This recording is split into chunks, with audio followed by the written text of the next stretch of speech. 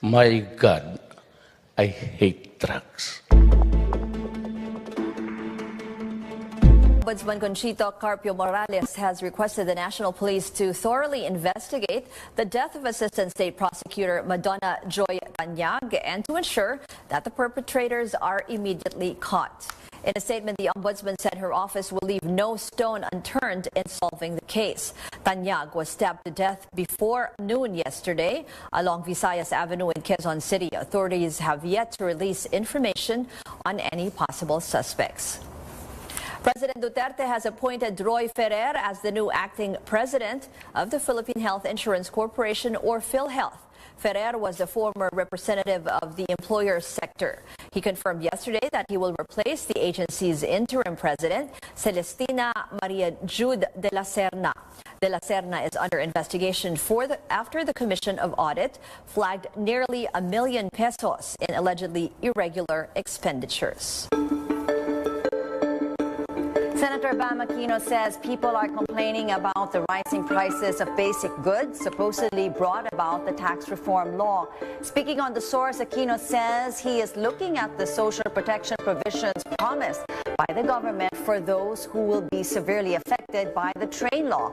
Among these are beneficiaries of the unconditional cash transfer and Pantawid Pasada programs. Aquino filed a resolution last month seeking to suspend excise tax on fuel products. I think it's really up to us, no? It's up to the Senate and Congress to pass this law. It's up to the Senate and Congress to correct whatever mistakes we did at the train law.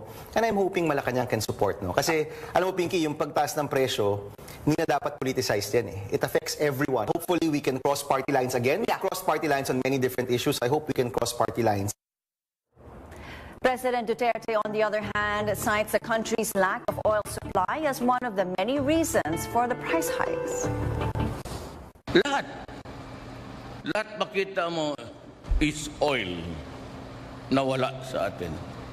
Pagka bumaba yan, bababa lahat.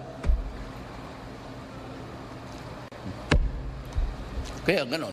So actually, yung sabihin mo na whether it is a legislated salary, which is not really the practice, o hirap tayong lahat dito, it's oil. It's not because we are doing bad in business. We are doing fine. The exports. Problem is, I said, we have to buy oil to run everything, including to reach where you want to work.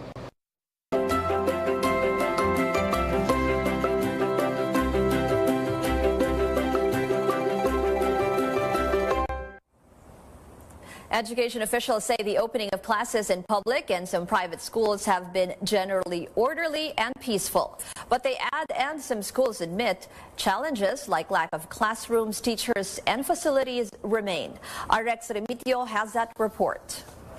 More than 27 million students trooped back to school on Monday's opening of classes. Some are excited, some are frightened. Still, parents believe their kids are on the right place. Education Secretary Leonor Briones did some school rounds in Metro Manila. She introduced herself to pupils as Lola Liling and took pictures with a finger heart sign with them. Briones says the opening of classes has been generally peaceful and orderly throughout the country. You try to remember what the public schools that you're in looked like before. The usual is now unusual. The secretary says this is also because of the measures they implemented to avoid the usual opening day chaos. Among them, early enrollment starting January and the dry run for students simulating the first day of classes. Briones, however, admits the lack of classrooms in the country remains a challenge. The DepEd laments only about 3/4 of classrooms nationwide are either ready or nearly ready. But Briones says this doesn't mean they're doing nothing. Totoo naman yan. Pero hindi yan kasalanang mortal ng Department of Education. Ang problema na palagi naming paulit-ulit, yung lack of buildable space Officials say they will build taller school buildings instead. The target is 85,000 more for this year. But the QC High School is facing a different challenge. They lack teachers for senior high.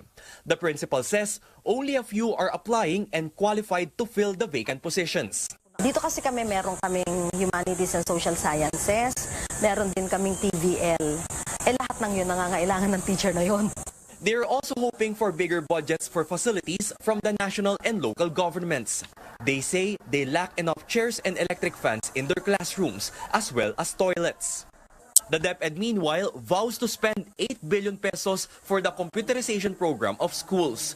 This translates to more than 200,000 electronic tablets for students nationwide. But despite the challenges, students are always told they are the masters of their fate. Ngayon, ito si Lola Liling. Ang advice sa inyo, first day of school, focus on your studies. Rex Remitio, CNN Philippines. From the top stories here in the country to headlines across the globe, the death toll from Guatemala's Fuego volcano eruption keeps rising. At least 62 people are dead and nearly 2 million are affected. The eruptions lasted nearly 17 hours on Sunday. They have stopped for now, but authorities warn more eruptions are possible. Evacuations and rescue efforts are still underway. Guatemala's President Jimmy Morales has declared 3 days of national mourning. North Korean leader Kim Jong-un has received an official invitation from the Kremlin to visit Russia. Kremlin spokesman Dmitry Peskov said Monday that Russian Foreign Minister Sergei Lavrov extended the invitation when he traveled to Pyongyang last week. The Eastern Economic Forum, to be held in September, was proposed as a possible option for Kim Jong-un's visit. Our guest today is a hands-on mom who can share tips on how to make kids eat their baon at school. That's so difficult for me. I can relate. And so with us today is lifestyle blogger Michelle Aventejado. Good morning, Michelle. Good morning, Christine. And welcome to New Day. Okay, so as I said, it is a big challenge to get our kids to eat their baon in school. So what would you say would be, the biggest challenge? I mean, they don't like their food or it's served cold, or what is the one thing that we parents have to keep in mind? Right, especially for those of us who are not always home and can't deliver lunch to school, because I know a lot of parents do that also. Having something that will stay, that will keep, and that the kids like. So usually that means something they can pick with their hands. If it's a rice meal, it's something that, of course, they should be able to just eat with a spoon. Because they have very little time.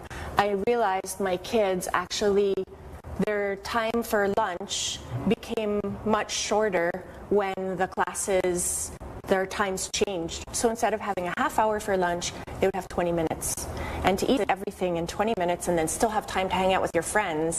And we know playing takes a priority over eating the lunch. So you brought some samples with you today to show us how easy it is to actually prepare a meal and to make it visually appealing. I think that's the one thing when the kids open their mouth and they're like, oh, what is this? It looks, so oily and yucky already. So tell us how to make it visually appetizing. Well, so it's not just visually appetizing. Of course, we want it to be nutritious. Yes. Right? And then, of course, we also want it to be easy. So for me, usually when I cook at night, dinner is the big meal that I always pay a lot of attention to.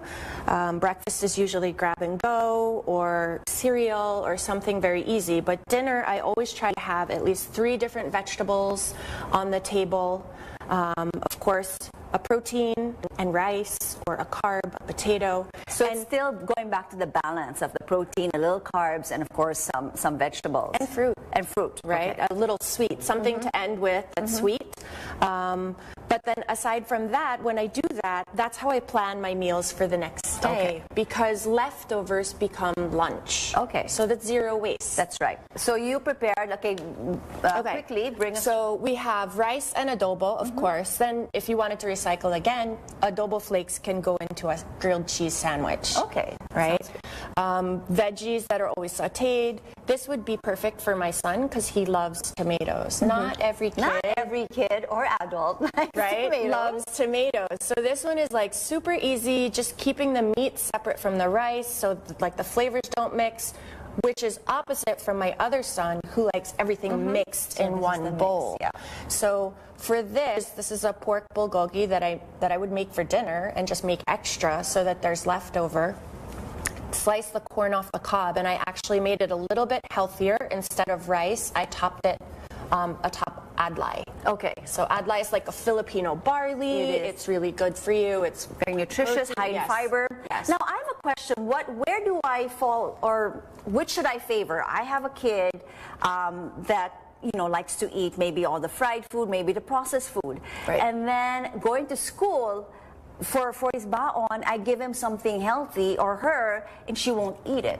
Okay. Should I fall back on my processed food just to make sure that my child will eventually eat during the day, or, Right. or how do I train my child? Maybe that would be a better question, to eat nutritious food. Well, first of all, kids need to see something 7 times before they will actually try it. So you just keep trying and giving it to them. At first, my kids didn't like adlai, but now they do. Okay. It's just different. It's when something is new, they might not like it, but like in the sense that, okay, they like, you said, nuggets or chicken or something like that. There's healthier alternatives that if you wanted to make your own chicken nuggets, just getting the boneless thigh or the boneless breast, and then marinating it with like garlic powder, a little lemon, and then I do fry those chicken nuggets and throw them in the air fryer to heat them up in the morning. So there's another alternative, and then slowly switch out the processed ones and try and put in some homemade ones if you can. Okay, and quickly before we end, final tips that we have to think about. Like, I also have to pay particular attention that my kids might not like to eat my food cold. I mean, so Right. there are some foods that even if it's cold, it's still delicious, right? Right. So pasta salads are really good. The adlai salad is also good cold as long as you don't put a lot of oil in it. Things that are good cold, carrot sticks, as long as there's dip. Okay. Carrot sticks, singkamas, celery, put that with a cream cheese dip or a peanut butter or one. even hummus. Usually if kids can dip something,